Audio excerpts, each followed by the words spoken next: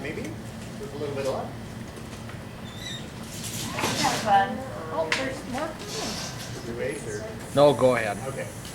My name is Don Carlson. For those of you that don't know me, I'm the Director of Environmental Services for the campus here. I'd like to welcome you all. We're doing our annual thing on fire and disaster safety and training. And some of it, for those of you that have been around here for a long time, is repetitious, but I guarantee you there'll be at least one piece that's new this year for those of you that have heard this song and dance several times before. But if you want to take your little handout and turn it to page 1, we're going to start with that real quick, and I'll go into a few details on some of the stuff, but we'll kind of rumble through it fairly quickly. So every month we do a fire drill, and to some one of you lucky people, I come to you and I hold up a sign that says there's a fire, and you have to react. And so I always ask people now, what do you do? And the idea is that you actually go through with it. And the way to remember, hopefully this is a device for you, is the words R-A-C-E, okay? And we'll just go through this quickly. So R stands to rescue. So anybody in immediate danger, so a lot of this is common sense. If there's someone whose clothing is on fire or close to the fire itself, and just in the coming moments, you need to get them to a place where they're away from that immediate danger. So that's the first thing. Second thing is alarm. Now there are a few different aspects, as you can see, for alarm. So it's a good idea for the first thing to just find one of the alarm, the pull stations, those little red boxes on the wall, and take some time today to look around the units that you work in and in the hallways that you walk through to notice where they are. One of the common ways to remember it is that they're near entries and exits, but they're also near nursing stations and midway through the hall and so forth. But just give a minute to pay attention to where those boxes are. Because when we pull that fire alarm, obviously the alarm goes off, but there's automatically a telephone call that's made to the local fire department and dispatch, and so somebody's going to come running. One thing to remember with that is that the fire department gets lots of false alarms. So they don't put 20 guys onto a fire truck and come running. They will send a pickup with a couple of guys. And so, in order for them to get a full crew coming, we need to call 911. So don't assume somebody else is going to do it. That's actually the third item on here. But when you call 911, try to remain calm. They're going to ask you some questions about who you are, where the fire is, what the address is. How many of you can tell me what the address of Havenwood Care Center is? Okay, fair number of you. Very good. It's right there in your instructions. And specifically where that fire is. It's on the north wing, Walnut Grove, room 37, or in the laundry room, or wherever it is. But be specific. The more information you can give, the better that they can react. And then the second item on this list is to get on the intercom. If you've never been on the intercom, go to one of the desks, one of the nursing stations, and look at the phone. There's an item on there that says page. So you lift up the receiver and push that page button. You have to wait a minute to get a tone, and then you speak into that clearly and repeat yourself, and you say, Northern Lights, Northern Lights, fire on room 37 in Walnut Grove. And it might be a bad idea to say, this is not a drill, okay? Because sometimes people take some of that kind of stuff for granted. We had the alarm system go off yesterday just in doing some tests, and so these things happen. But if it's an actual emergency, an actual drill, or an actual fire, you want to be really clear about communicating all that stuff. So rescue, alarm. The third item is confine. So if there's something you can do to confine that fire to a given area, that's good. Understand that every single door we have in this building is a fire door. It's a fire-rated door. so that a fire can burn on one side of it for a long time without spreading through that door. So they're kind of our first line of defense. So get those doors closed. And when you can do that, that's going to confine that fire to a given area. The one other thing it will do is that in a given room, as the heat builds up, the sprinkler system goes off. And when we get that to go off, it does a super job at keeping the fire under control. And it's fast, and it's the closest to a sure thing that we have. So again, confine that fire to a given area.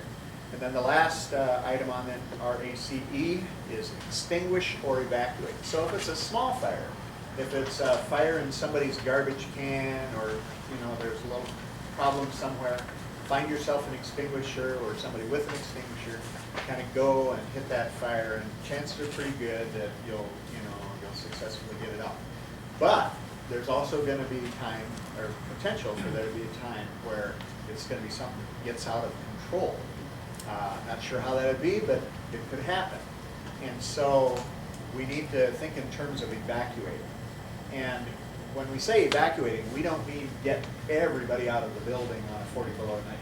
We're talking about evacuating the north wing or some section where the smoke may be building up or something like that. So move people to the other side of the building, because the fire department is going to show up pretty fast, and if you've got people out of immediate danger of smoke or fire, they can take control of the situation and manage things from there.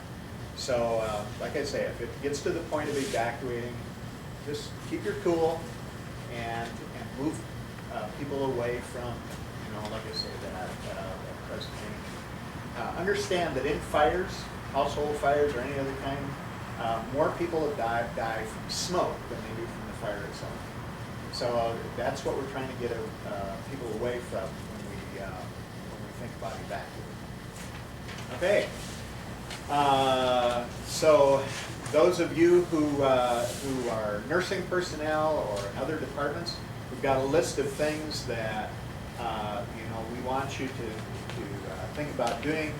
Very often, it's a matter of you closing the resident's door, making sure they're okay, that they're calm, and closing that door, and they'll be fine. Like I say, behind fire doors, that's one of the safest places for them. And obviously, if you're in the unit that has the fire, you may need to help in the process of moving people to a safer area. For those of you that are in the building, like in dietary or maintenance or some other unit, if the fire is not on your unit, that nobody calls, that's when you have problems. So just, if you have a second and you're not immediately in need of attending to something else, go ahead and call 911. Okay?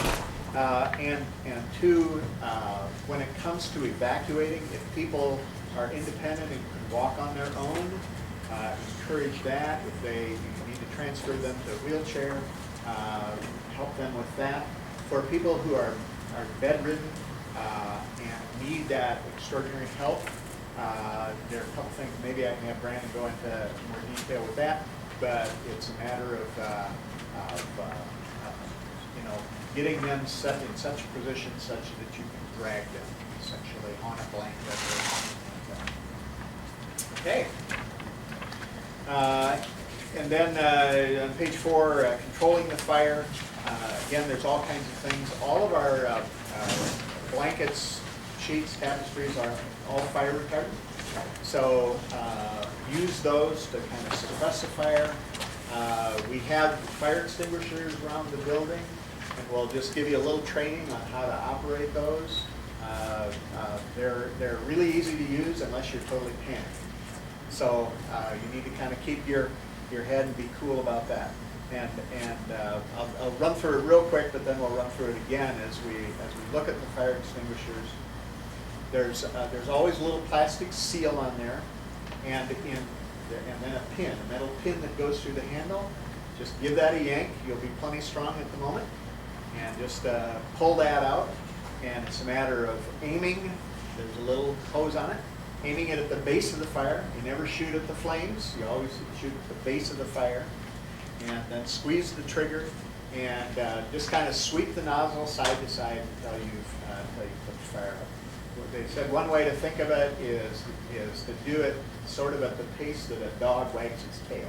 So, you know, it's a good way to think of it. You know, unless you have no other choice, don't turn your back on the fire. You know, stay there and do what you can until you just can't. I guess we went through a lot of the things related to evacuations. You know, again, those immediate danger, ambulatory, and so forth. Those are on page 5. And also, one of the things we need to be mindful of is that obviously we have a listing of residents, and we need to keep track of them. So heaven forbid they be put into the outside or so forth. We need to make sure they're okay. And so keep track of where they go. Obviously families are going to be concerned about their loved ones if they find out that there was a fire at Havenwood Care Center, and we need to keep tabs on all of those. So anyway, moving right along, page 6, in case of, or maybe I should pause for a second. Do you have comments or questions or? Yes, ma'am. I have a comment. For those, my staff at Tamarack, our residents bring their own linens and everything. Do not assume that theirs are fire retardant, especially their curtains and stuff like that, or their pillows and Right. anything else. So Yeah, and that's an it might be at excellent Havenwood, but not at Tamarack. Y'all understand what fabrics are made of? Polyester. 90% of them are polyester or polycotton. And it's all formulated. Clothing is one of the, clothing and furniture are two of the biggest problems when it comes to fire. Carpeting and so forth. Now here, our carpeting is fire rated, and our draperies are fire rated. But like I say, I'm sorry? And the furniture. And the furniture, yeah. It all has that fire rating. But for people's clothing and stuff like that, we just don't submit. Again, on fire safety, any other?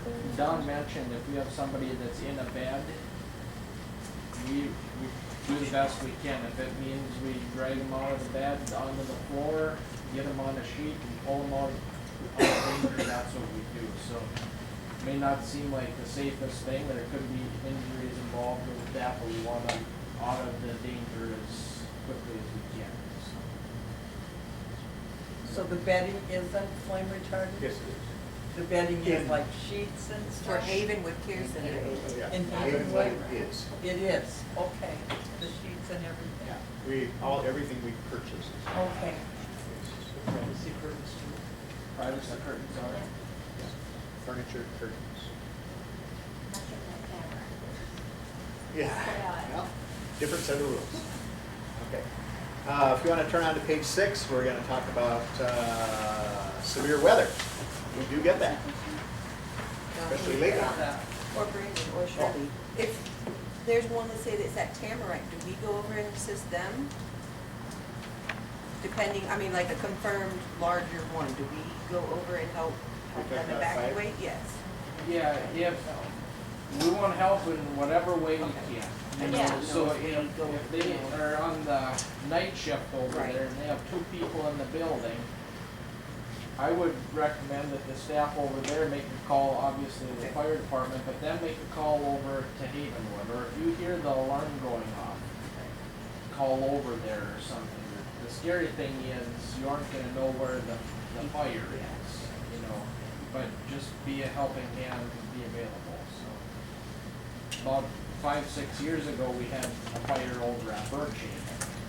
And the thing is, by the time the staff got over to Birchhaven, the fire department was there. You know, so really, like Don mentioned, very important that we're making the call, but they're also sending people.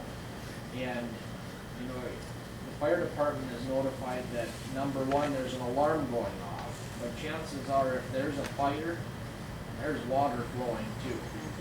And they're gonna get notified by our monitoring company that there's water flowing too. And in that instance, they probably aren't gonna send a Suburban over to check on us, they're gonna send full force, so. And in the just couple events we've had on our campus, the fire department's here in like 3 to 5 minutes, so. Who makes the call for Birchaven? If, I mean, it's in a common area and it would be, who would make that The call? monitoring station, That's it. yep. Huh. So there's, without going into the technical stuff on it, but there's a flow switch on all of the sprinkler systems. So if something pops and there's flow, it just like that, it calls the fire department. Okay. And with that too, you know, we talk about, you know, going through rates, you know, and the alarm part of it. Most often than not, if there's a true fire, we're gonna find out about it because of the alarm, you know, unless we caused the fire somehow, you know, so we would go to the panel that tells us where the fire is actually located, so.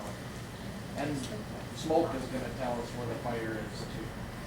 So Brandon, at midnight over at Birchaven, and it's in the kitchen, there's nobody in the building but them residents. Right. Correct. So that can really move fast, or, Not gonna move very fast because we have our sprinkler system, you know, and it's the same it is as it is in any apartment uptown. You know, there aren't staff in those apartments and stuff like that. The alarm's gonna go off, the water's gonna go off, and the fire department's gonna respond. Yeah, those things happen pretty quick. Yep. Any other questions? So, on page 6, move along to severe weather. So we on all 3 of the units here at Havenwood have a little radio that has been set and programmed and everything else so that it goes off and you get a weather alert in any of these instances. It will go off and it's been programmed to do that if it's Beltrami County, Hubbard County, Clearwater County, or Cass County. It went off yesterday. What's that? It went off yesterday. Yeah. South did Last not flooding. Well, and so some of these things, and because I do want to kind of throw in just a little tidbit here. And that is, for those of you who unplug that thing, it will operate just fine as long as the battery lasts, which is not a long time. So, if it stays unplugged for any length of time, that radio will not function. Now you can plug it back in, and it will function as long as it's plugged in, but it's lost its capability battery-wise, and somebody needs to come along and replace that. So, and very likely reprogram it. So, it's something I periodically do is go around and kind of check those things. But please, do not unplug it and plug in your phone or anything else. Just make sure you keep those radios plugged in. Like I say, there's one in my office and one at each of one of the nursing stations. So that's how we get information about weather alerts, tornado watches, tornado warnings, and so on. So I'm just going to walk through this whole business of you've undoubtedly heard the term watch and warning. So a watch is when the Weather Service declares that the conditions are right. So they've seen the right kind of front coming in and so forth, and they just say, oh, the possibility is raised, and so we're declaring this watch. So you can see on that list the things that particularly the staff that's in direct patient care has to do. So close the drapes or the shades. Because one of the distinct possibilities we have is broken glass. So close those blinds. Make sure that there are blankets and spreads available if the weather gets worse. On each one of the stations, there are first aid supplies. We have a bag with flashlights and lanterns and some extra batteries.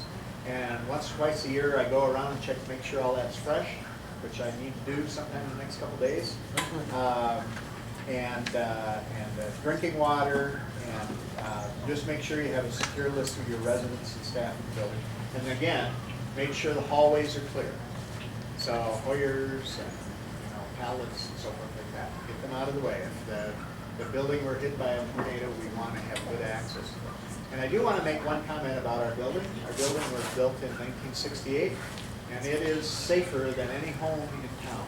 It is built out of pre-stressed concrete, and I just cannot imagine a tornado really doing very much to it. I mean, a direct hit, maybe, but it's pretty sturdy built.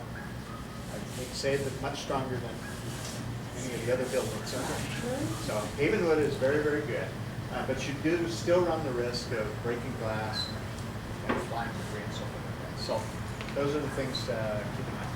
So a watch, conditions are right.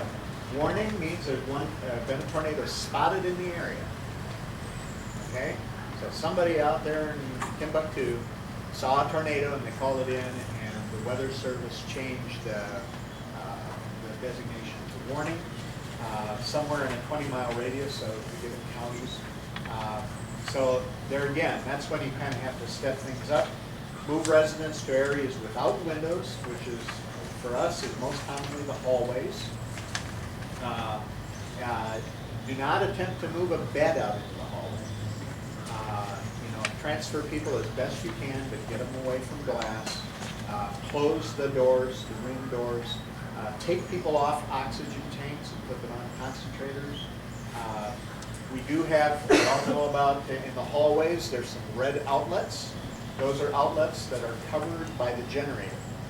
So if the electricity were to go out, which we enjoyed here a couple weeks ago, that those outlets, the generator comes on automatically, and those outlets are covered.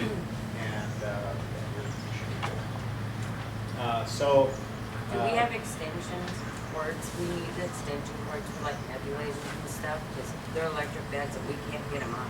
Right, and that's one change that's new. We have a handful of extension cords floating around. We always have some in the wheelchair room, but now we have a green bag that sits next to your emergency bag on each of the 3 units. And in that bag are 5 extension, just kind of a medium duty extension cord, and 1 heavy duty one that's longer. It also has a good store of flashlights and lanterns and extra batteries.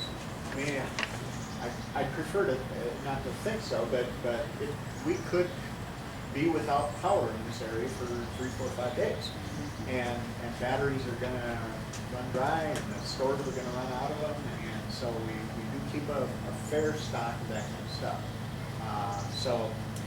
But like I say, here a few weeks ago, we got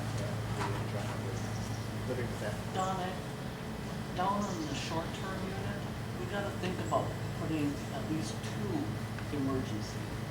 And we had a meeting right after our last power outage, and we kind of reviewed everywhere as to how well things work. And that's one of the areas where we clearly are going to be getting some of those We hallway. just lucked out because nobody was on oxygen. Yeah. Well, and like I say, there are 2 or 3 other problems that we have on campus that we're going to address in the short term. Of course, that's one of them. Okay, and again, But, okay, if you have a warning in Clearwater County, do we still have to do everything? I mean, that's miles away. well, tornadic systems move 30, 40, 50 miles an hour. So it could easily be within, I mean, probably in an instance like that, you want to keep listening. Because if something were to move into Beltrami County, then it's a big serious one. Yeah, I mean, if it's in a different county, I don't feel like they should be pulling the shades and then there's a watch and all that stuff. I mean, if it's in our county, yeah, go ahead and pull the shades, start doing all that stuff. So basically, I don't know if it's in, we have a map in here or not, but we have a map that shows a 20-mile radius of Bemidji, and it's gonna be telling you, tornado warning has been issued for Beltrami County. It's gonna be in Bagley at 7:55 p.m., Bemidji at 8:05 PM. If you're hearing that kind of stuff, that's when you're moving into all of the warning stuff. So you're getting, if there's something within 20 miles and they're saying it's heading in our direction, you're gonna move it, start moving people into the hallway, putting them on concentrators. You will have already likely gone through the watch stuff, so you have the blankets and the shades pulled and all that kind of stuff. But we kind of use that 20-mile radius. If it sounds like there's any chance it's coming our direction, we'll move into that warning. So we are doing the warning. 4 or 5 years ago in that 4th of July one, everything went well, but it came so fast. So we weren't really very far into the warning part of it when it hit. So better off getting people on concentrators and in the halls and find out it went 20 miles south of us than to not react and have it hit the mission. So. Okay, other questions on that? I told everybody there'd be something new this year, so I don't want to turn this into a prolonged thing, and you may have some questions about it, but one of the things at our last Minnesota Healthcare Engineers conference that we had, they said, we need to start talking about this, and that's the whole issue of what they refer to as active shooters. The thought that someone would come on our campus with a weapon and start killing some number of people. And one of the things they found over the last 15, 20 years that we've been living with this is that there's some things more helpful than others to do. And so, just as a little bit of an aside, one of the people was a guy who contracted with hospitals and schools and so forth to do this. And he said he would go into a hospital and he'd tell the staff, sometime mid-morning we're going to do a drill and we're going to, do a thing for active shooters and so forth. And everybody would say, oh, okay, cool. And then they'd come in with AR-15s and start shooting blanks. And people, adrenaline shot out of people's ears and they went nuts, which happens. So in an instance like that, we're not going to expect that you follow a given protocol, but if you can remember a couple of common sense things, you'll be ahead. 3 simple things. Number 1, run. If you are capable of running, run. If you can get out of a window, out of a door, down a hallway, if you can run, run. And you use a little bit of sense there. Don't run past the nursing station and not say anything. Give them some encouragement to run. I think they would hear the shots being fired and True. We run it as silent. We just leave the residents, we can't do that. Yes. Well, What? that's what we do. Oh, I'm going for Now, I don't know, I think we should get a second amendment. This is why I failed. I reacted, I didn't run. That's scary. Mabel. if you can run, run. If there's someone that you can help to run, help them to run. But run. If you can't run, like if you're in a position of imminent danger, if you say to yourself, if I run down that hallway, he's going to shoot me. Hide. We have a lock unit, we have rooms, we have closets, we have all kinds of places. Find some place to hide and barricade the heck out of it. Lean on that door, push on that door, move, jump in front of that door, anything you can do to hide and stop anyone from coming into that room. Okay? So run. If you can't run, hide. And if you can't hide, fight. Amen. Okay? So the question is, what is a weapon? anything. Anything that Absolutely hit somebody else. anything. You have a handful of papers, or a book, or a stapler, or anything. Cup of coffee. Or in 9 millimeter, my first. Unless it's here, of course. We'll call you, we'll call you. Can we pull the fire alarm? Pull the fire alarm. But Okay. fire, So but the the- fire alarm, if we pull the fire alarm, doesn't that unlock Maple Lane? Yeah, that does lock. Don't you want? So there goes the radar lane for safety. True. Well, there's So- a, But then at least we'd have somebody here. yeah, really, Got somebody coming. Way. Pull the fire alarm. Yeah, rip the code off. And I can't, I, being a not overly trained person in all of this, we would need law enforcement or somebody to come in and give us more detail on this. But run if you can. You can't run, hide. You can't hide fire. But if a person pulled that fire alarm and all the doors closed, wouldn't that give some safety to people? Momentary. I mean, it'd be helpful. Pull the fire You know, alarm. because our fire doors have lower a daylight. little bit of And it could, bullet a stuff. little protection. Yeah. What's that? Yeah, I mean, it saddens me that we need to even talk about this. But we have had situations at Committee's Hospital where people have hung fire arms with ill intent. And I hope they never come here. I hope they never have reason to come. But it has happened, and so we need to kind of get that into our heads and hopefully it never. What's that? I'll call Cheryl. There we go. Surely will come to our rescue. Any other questions about fire safety, tornado, storm drills, active shooters? We have a gentleman from the Bemidji Fire Department. Welcome. Hello.